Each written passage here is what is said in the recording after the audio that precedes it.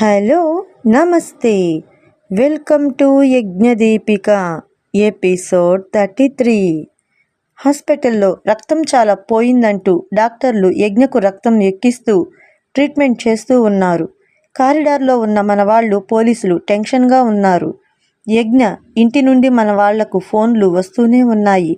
యజ్ఞ పరిస్థితిని తెలుసుకుంటూనే ఉన్నారు. మాట్లాడుతూనే జగదీశ్వర్ యజ్ఞ కోసం అక్కడకు ప్రయాణమయ్యాడు. తగిలిన గాయానికి కుట్లు వేసి ఒక గదిలో ఉంచారు యజ్ఞను. మన వాళ్ళు ఒక్కొక్కరిగా వెళ్ళి చూసి వస్తూ ఉన్నారు. గొంతు తడుపుకోను నీరు కూడా తాగడానికి మన వాళ్లకు మనసు రావట్లేదు. తలలు పట్టుకొని దిగాలుగా దిక్కుతోచనట్టు కూర్చొని ఉన్నారు. ఆ రాత్రి గడిచిపోయింది. తెల్లవారుజామున కల్లా చేరుకున్నాడు జగదీశ్వర్. అతన్ని చూస్తూనే మన వాళ్ళు పరిగెత్తుకుంటూ వెళ్ళి అతన్ని హత్తుకొని బాధపడుతున్నారు. అంకుల్, వాణ్ణి అలా బెడ్పై నిశ్చలనంగా చూడలేకున్నాం. ఎంతో యాక్టివ్గా ఉండేవాడు. ఇప్పుడు పలకలేకున్నాడు. వాడు కోలుకోవాలి. మాతో ముందులా తిరగాలి. అంకుల్, వాణ్ణి త్వరగా లేచి కూర్చునేలా చూడండి అంటూ అతన్ని చుట్టుకుంటున్నారు. డాక్టర్ అక్కడకు వచ్చాడు. ఇప్పుడు అతని పరిస్థితి ఎలా ఉంది అని వివరాలు తెలుసుకుంటున్నాడు జగదీశ్వర్. నిన్న అతను వచ్చిన పరిస్థితికి నేను ట్రీట్మెంట్ చేశాను. తను త్వరగా కోలుకోవాలంటే మీరు మీ సిటీకి తీసుకుని వెళ్ళి మెరుగైన వైద్యం చేయాలి. అతనికి ఏ ప్రమాదమూ లేదు, కానీ ఇక్కడికన్నా మేలు వైద్యం కోసం అతను కోలుకోవడం కోసం తనని తీసుకొని వెళ్ళండి అని చెప్పాడు. సమయానికి వైద్యం చేసినందుకు, యజ్ఞను కాపాడినందుకు జగదీశ్వర్ ఆ డాక్టర్కు థ్యాంక్స్ చెప్పుకొని ఆయనకు కొంత డబ్బును అందించి అక్కడి నుండి అంబులెన్స్ను ఏర్పాటు చేసుకొని తిరిగి ఇంటికి ప్రయాణమయ్యారు. యజ్ఞ కోసం రౌడీలతో పోరాడిన విషయానికై అక్కడి పోలీసు వాళ్లను ప్రశంసించి భవిష్యత్తులో వాళ్లకు ఏదైనా సహాయం కావాలంటే నిర్మోహమాటంగా అడగవచ్చునని మాటిచ్చి, ఇంకా దీపిక జగతీలు దొరకలేదు కాబట్టి వాళ్లను వెతికే మీ ప్రయత్నం ఆపొద్దని అక్కడి అధికారులకు చెప్పి అక్కడి నుండి బయలుదేరిపోయారు. అంబులెన్స్లో యజ్ఞను చూస్తూ కూర్చున్న జగదీశ్వర్కు జగతిని ఊరికినే క్షమించి వదలకూడదు అని, తన కొడుకుకు కలిగిన ఈ పరిస్థితికి తగిన శిక్ష ఆమెకు పడాలని ఆలోచిస్తూ ఉన్నాడు. సిటీకి చేరుకున్న అంబులెన్స్ను ఒక హాస్పిటల్ దగ్గర ఆపారు. అక్కడ యజ్ఞకు వైద్యం మొదలుపెట్టి తనకు అన్ని పరీక్షలు చేసి జగదీశ్వర్తో, మీరు కంగారు పడకండి, మరికొద్దిసేపట్లో మెలకువ రావచ్చు, మీరు మాట్లాడవచ్చు అని చెప్పి వెళ్ళాడు డాక్టర్. కొద్దిసేపటికి మెల్లగా కదులుతూ నెమ్మదిగా కళ్ళు తెరిచి చుట్టూ చూస్తున్నాడు యజ్ఞ. తనలో చలనం కోసమే చూస్తున్నారంతా. తన కుటుంబంలోని వాళ్ళు మొత్తం అక్కడే తన చుట్టూ ఉన్నారు. కొడుకు కోలుకుంటున్నందుకు ఊపిరి తీసుకుంది సుభద్ర. మనవడికై మొక్కిన మొక్కులు తలుచుకుంటూ దేవుడికి కృతజ్ఞతలు చెప్పుకుంటున్నారు నానమ్మ జేజులు. యజ్ఞకు ప్రమాదం తప్పినందుకు కొంత ప్రశాంతపడుతూ రాధా గోపాలం త్రినేత్రలు చూస్తూ ఉన్నారు. పలకరిస్తాడని ఎదురు చూస్తూ ఉన్నారు స్నేహితులు. యజ్ఞ వాళ్లను చూసి రమ్మనమని చెయ్యి చూపేసరికి వెళ్ళి యజ్ఞను పట్టుకొని మాట్లాడుతున్నారు. డాక్టర్ వచ్చి అతన్ని పరీక్షించి, నేను కొన్ని మందులిస్తాను, మీరు అతన్ని ఇంటికి తీసుకొని వెళ్ళొచ్చని చెబుతాడు. డాక్టర్, నేను కదలాలన్నా ఎందుకు కదలకపోతున్నాను అని అడుగుతాడు యజ్ఞ. ఏం కాదు యజ్ఞ, గాయం వెన్నెముక దగ్గరగా తగలడం వల్ల నీకలా చలనం లేకుండా కొంత శరీరం మొద్దుబారినట్టు అలా గట్టిగా ఉంటుంది. 2 రోజులలో నీకు ఆ అవస్థ పోతుంది. సరిగ్గా వారం రోజులకు నువ్వు కోలుకుంటావు. అప్పుడు నార్మల్గా తిరగగలవని అంటాడు ఆ డాక్టర్. లేదు డాక్టర్, ముందు ప్లీజ్ నన్ను ఏదో ఒకటి చెయ్యండి. నేను ఇప్పుడే లేవాలి. అక్కడ దీపిక పరిస్థితి ఎలా ఉందో, తను నా కోసం నేను వస్తానని ఎదురుచూస్తూ ఉంటుంది. ప్లీజ్ డాక్టర్, నేను లేవాలి అని అంటాడు యజ్ఞ. యజ్ఞ, అలా నువ్వు కదలాలి అనుకున్నా నీ శరీరం కదల్లేదు. 1 వారంలో నడుస్తావంటున్నానుగా, ముందు రెస్ట్ తీసుకో అంటూ అక్కడి నుండి వెళ్ళిపోయాడాయన. ఇంటికి తెచ్చేసుకున్నారు యజ్ఞను. యజ్ఞ దిగులుతో వద్దు అంటున్నా, యజ్ఞ నువ్వు కోలుకోవాలి, తిరిగి వాళ్లతో పోరాడాలి, దీపికను తెచ్చుకోవాలి, నీ శరీరానికి అందుకోసం శక్తి కావాలి అంటూ బలమైన ఆహారాలనే అందించారు ఇంట్లోని వాళ్ళు. 2 రోజులకు కొద్ది కొద్దిగా కదులుతున్నాడు. 3-4 రోజులకు నీరసం తగ్గి శక్తి పుంజుకున్నాడు. తన పరిస్థితి కన్నా దీపిక ఆలోచనలే ఎక్కువగా ఉన్నాయి యజ్ఞకు. తనకిచ్చిన మాట కోసం, మనసిచ్చిన చెలి కోసం పోరాడైనా ఆమెను తెచ్చుకోవాలని చూస్తున్నాడు యజ్ఞ. స్నేహితులు, కుటుంబంలోని వాళ్ళు యజ్ఞను కాచుకొని తిరిగి మామూలు మనిషిని చేస్తూ ఉన్నారు. మరి అక్కడ అడవిలో మళ్ళీ జగతి నుండి తప్పించుకున్న దీపిక వేగంగా పరిగెడుతోంది. దూరంగా ఎటో వెళ్ళిపోతోంది. ఆమె అడుగులు ఎటు వెళుతున్నాయో ఆమెకే అర్థం కావడం లేదు. ఆ అడవిలో ముళ్ళ దారిలో కాళ్లకు చెప్పులు కూడా లేకుండా, పాదాల నుండి రక్తం కారుతున్నా లెక్క లేకుండా పరుగు ఆపలేక, ఆపితే దొరికిపోతానేమోనని భయపడుతూ పరిగెడుతోంది. వెనక్కి వెనక్కి చూస్తూ పరిగెడుతున్న ఆమెకు ముందున్న చిన్న రాయి కాలికి తగిలి పడిపోయింది. అమ్మా అంటూ ఆ కాలిని పట్టుకొని చూసుకుంటోంది. లేవలేకపోతోంది. వెనక ఎవరూ కనిపించడం లేదు. ఆ జగతి మనుషుల జాడ అక్కడ లేదు. కాలి నొప్పి బాధను కలిగిస్తోంది. తన పరిస్థితి తనకే జాలనిపిస్తోంది. యజ్ఞను తలుచుకుంటూ, యజ్ఞ ఎక్కడున్నావు? యజ్ఞ, నాకు కష్టం రానివ్వనని మాటిచ్చావు. నీకోసం ఎదురు చూస్తూనే ఇంతవరకు ఉన్నా. ఇక అలా ఎదురు చూసే సమయం కూడా లేనట్టు ఉంది ఇప్పుడు నా పరిస్థితి అంటూ నెమ్మదిగా లేచి అడుగులు ముందుకు వేస్తోంది. కాళ్ళకు ముళ్ళు దిగిపోతున్నాయి. రాళ్ళు తగిలి గాయాలవుతున్నాయి. అయినా నడక ఆపకుండా చాలా దూరం వెళుతూనే ఉంది పిచ్చిదానిలా. సూర్యుడు సంధ్యకు దిగిపోతున్నాడు. మసక చీకట్లు చుట్టుకుంటున్నాయి.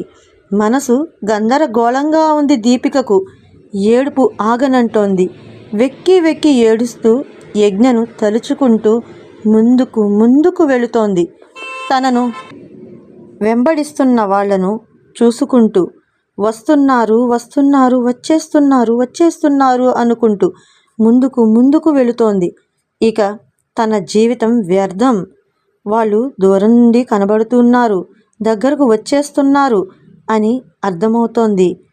ఇక బతకడం వ్యర్థమని తలచి గుండె బాధను బయటపరిచి ఇలా,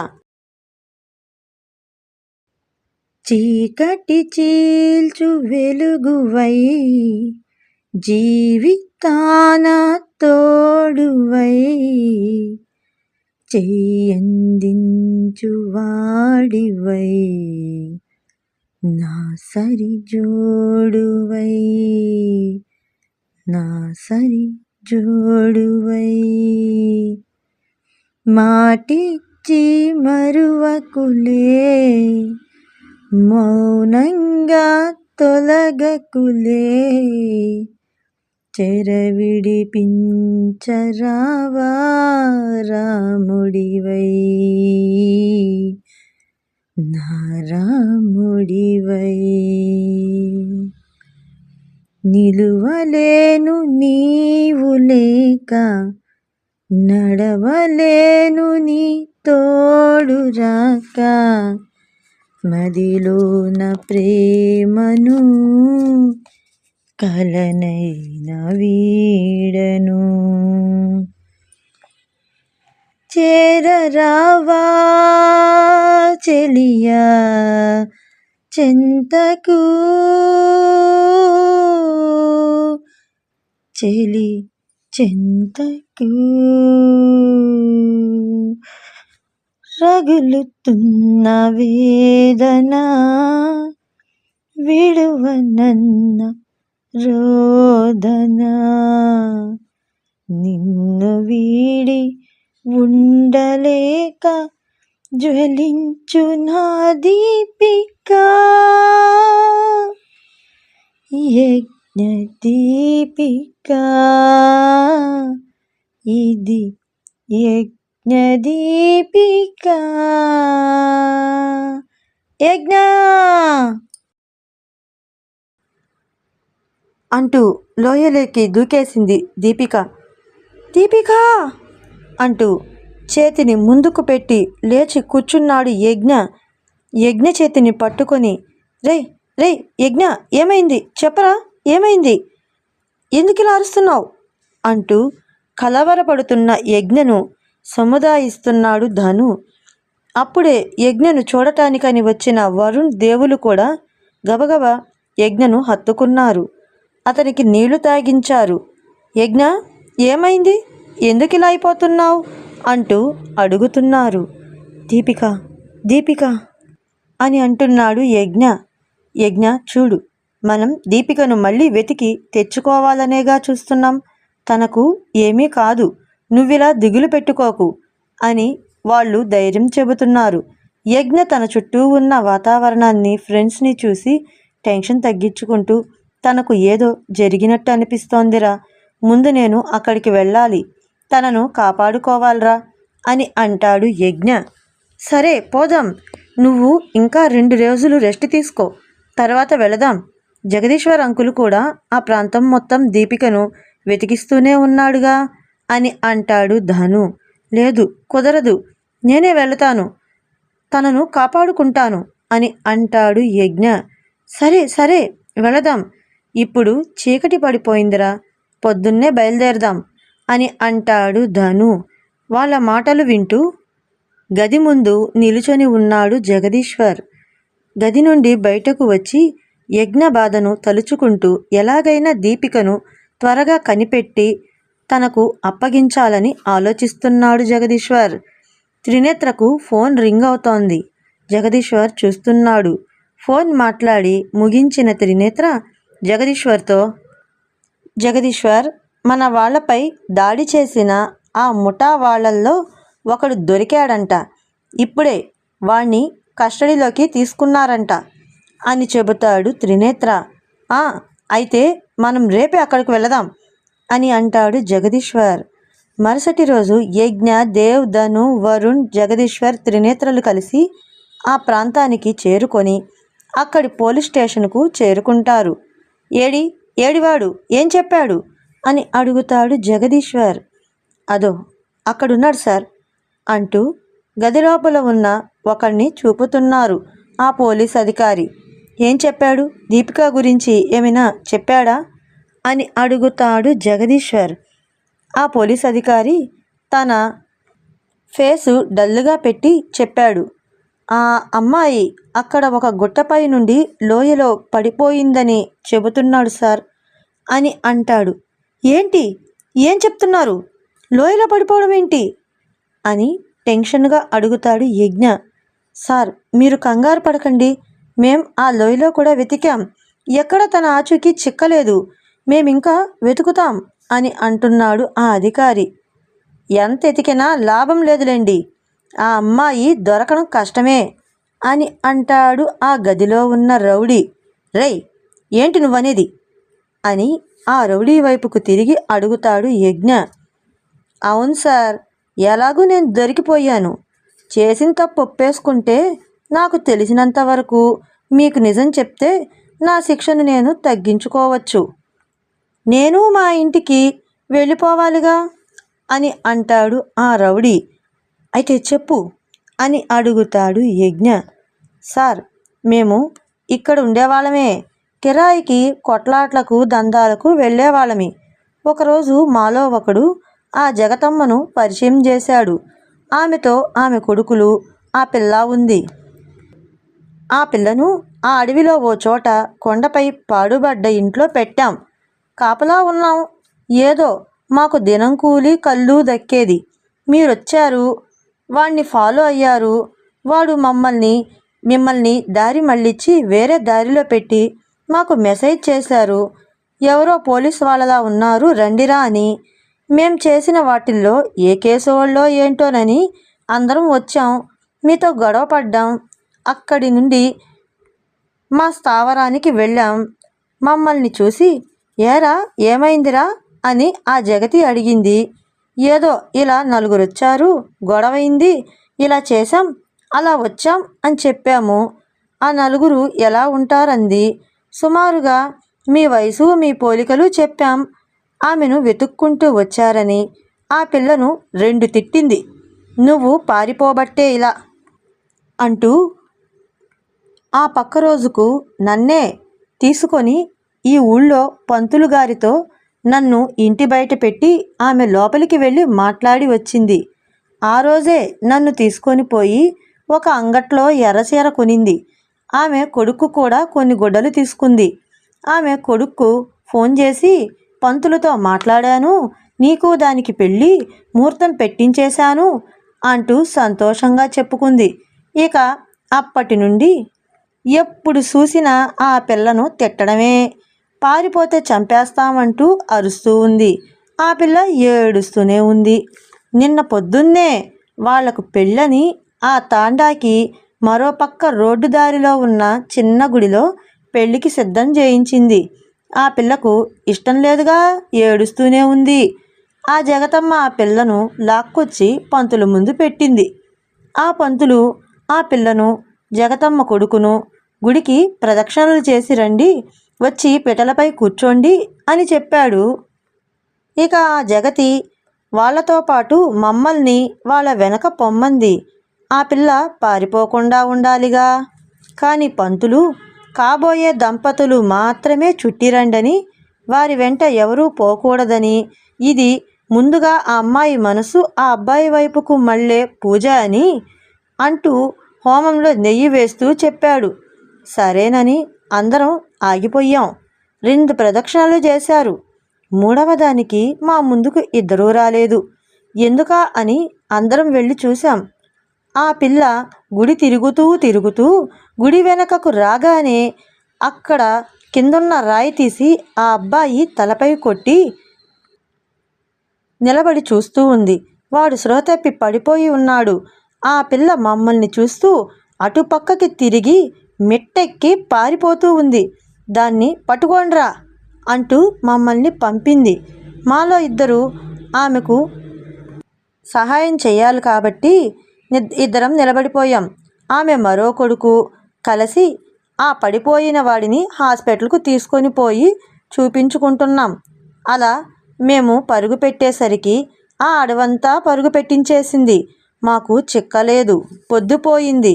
మసక చీకట్లు సరిగ్గా కనిపించడం లేదు. ఆ పిల్ల ఓ చోట కనిపించింది. పట్టుకుందామని పరుగు పెడుతున్నాం. ఆ పిల్ల యజ్ఞ అంటూ లోయలోకి పడిపోయింది. మేము ఆ అంచుకు చేరేసరికి ఎంత టార్చులు వేసి చూసినా అంత కిందకు చెట్ల అడ్డుకు మాకు ఆ పిల్ల కనిపించలేదు. ఆ లోయలో అక్కడ పారే ఏరు కూడా ఉంది. మేం అంచుకు చేరి చూస్తున్నప్పుడే ఆ శబ్దంలో నీళ్ళల్లో పడ్డట్టు శబ్దం వచ్చింది. అంటే ఆ పిల్ల నీళ్ళల్లో పడిందని, దానికి ప్రవాహంలో కొట్టుకుపోయుంటుందని ఆమెకు చెప్పాం. కానీ ఆ జగతిమ్మ నమ్మలేదు.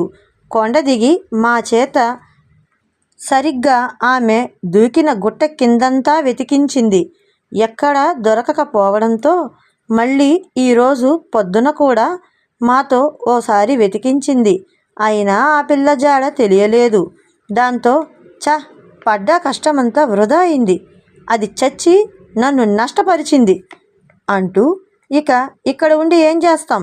కొద్ది రోజులు ఎటైనా వెళ్ళి మళ్ళీ ఆలోచిద్దాం ఏం చెయ్యాలో. పదండి అని ఆమె కొడుకులను తీసుకొని ఎటో వెళ్ళిపోయింది. ఇక ఆమె చెప్పిన పని అయిపోవడంతో మేము మా దారిన మేము వెళ్తున్నాం.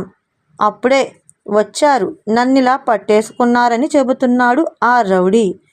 ఆ రౌడీ మాట్లాడుతున్నంతసేపు ఒక్కొక్క విషయానికి, మరీ దీపిక లోయలో పడిపోయిందన్న విషయానికి అందరికీ గుండెదడ పెరిగిపోయింది. ఇప్పుడు తనకు ఏమైందా అని, తన పరిస్థితి ఎలా ఉందా అని, పైగా వాడు నీళ్ళల్లో కొట్టుకుపోయిందని, అలా పోయి ఉంటే చనిపోయి ఉంటుందని అంటుంటే మన వాళ్లకు టెన్షన్ పెరిగిపోతుంది. బాధ తన్నుకొస్తోంది. యజ్ఞ తల పట్టుకొని మౌనంగా ఉన్నాడు. సార్, మీరు ఉండండి, మన టీంతో ఈసారి మళ్ళీ మేడం గారిని వెతికిద్దాం, ఖచ్చితంగా దొరుకుతుంది. వాడన్నట్టు నీళ్ళల్లో పడి ఉంటే అలాగైనా మనకు ఏమవుతుందో తనకు వాడన్నట్టు నీళ్ళల్లో పడి ఉంటే అలానైనా మనకు ఏమైందో తను దొరికి ఉంటుందిగా అని అంటాడు పోలీస్ ఆఫీసర్. లేదు లేదు, దీపికకు ఏం కాలేదు నాన్న, తనకు ఏం కాలేదని నా మనసు చెబుతోంది. తను బాధపడింది, భయపడింది, లోయలోకి దూకింది. పాపం తనకి పెద్ద దెబ్బలే తగిలుంటాయి కదూ, నొప్పితో బాధపడుతూ ఉంటుంది కదూ నాన్న. తనకు గాయాలు మాత్రమే తగులుంటాయి కదూ, ప్రాణం పోయి ఉండదు కదూ నాన్న. నాకు తెలుసు తను బతికే ఉందని, తనకేం కాలేదని. తనకు ఏమైనా జరిగి ఉంటే ఇక్కడ నా గుండె ఆగిపోయేది కదా. నాకేం కాలేదుగా, తను బ్రతికే ఉంటుంది నాన్న. తన్ని వెతకాలి, తనకు ఎన్ని దెబ్బలు తగిలాయో ఏంటో అని అంటున్నాడు యజ్ఞ. అవును, ముందు నువ్వన్నట్టే తనని వెతికిద్దాం, నువ్వు బాధపడకు అంటూ చెబుతున్నాడు జగదీశ్వర్. ఆ పోలీస్ అధికారికి ఫోన్ రావడంతో, సార్ జగతి దొరికిందంట అంటూ చెబుతున్నాడు. ఈ ఊరు నుండి దూరంగా వేరే ఊరిలో మెడికల్ షాపు దగ్గర మన పోలీసులకు దొరికిందంట. ఆమె కొడుకుకు గాయం తగిలిందని వాడు నిన్న చెప్పగానే ఎందుకైనా మంచిదని చుట్టూ అన్ని ఊర్లల్లో మెడికల్ షాపుల దగ్గర, హోటళ్ళ దగ్గర మా వాళ్ళను పెట్టించాం. ఇప్పుడు దొరికింది, ఇక్కడకు తెస్తున్నారు కొద్దిసేపే అని చెప్పాడు ఆ ఆఫీసర్. గంటలో తెచ్చి వాళ్ళ ముందు పడేశారామెను. ఆమెను చూడగానే కోపం కట్టలు తెంచుకుంటోంది మన వాళ్లకు.